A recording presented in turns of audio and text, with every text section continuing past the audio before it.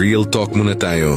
Habang tumatagal ang panahon, napapansin ko na isa-isa nang nawawala ang mga tao na dati ay bahagi ng araw-araw nating buhay. Mga nakatatanda sa atin noon, mga kapitbahay, kamag-anak, kakilala. Minsan pati mga taong hinangaan natin, mga sikat, artista, mayaman, makapangyarihan, unti-unting humihina hanggang sa tuluyan ng mawala. Doon ko mas lalong naunawaan na wala talagang permanente sa mundong ito. Lahat tayo ay may hangganan. Walang ligtas sa paglipas ng oras. Napaisip ako, kapag dumating ang araw na tayo naman ang aalis, ano nga ba ang maiiwan? Lahat ng pinaghirapan, pera, ari-arian, pangalan, karangalan.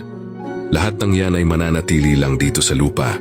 At kahit mapunta man sa iba, darating din ang panahon na iiwan din nila ang mga yan. Sa huli, wala tayong madadala kahit ano. Kaya habang may pagkakataon pa, marahil mas mahalagang tanungin ang sarili. Paano ba ako nabubuhay? Paano ko ba tinatrato ang kapwa ko? Hindi pala sukatan ng tagumpay ang dami ng naipon, kundi ang dami ng kabutihang naibahagi. Hindi kung gaano tayo kayaman, kundi kung gaano tayo naging makatao. Kung naging patas ba tayo sa lahat? Kung umiwas ba tayo sa panlalamang, sa panloloko, sa pananakit kahit sa maliliit na paraan? Hindi naman talaga perpekto ang kahit sino. Lahat tayo may pagkukulang, pero araw-araw may pagkakataon tayong pumili. Pumili ng kabutihan kaysa kasamaan. Pumili ng malasakit kaysa pagiging makasarili.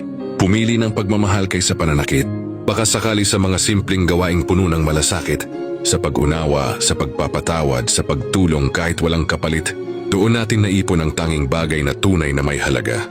At kapag dumating ang araw na tayo naman ang tatawagin, sana ang dala natin ay hindi yaman, hindi pangalan, kundi isang buhay na puno ng kabutihan. Isang buhay na hindi natin ikahihiya. Isang buhay na maipagmamalaki natin sa may likha.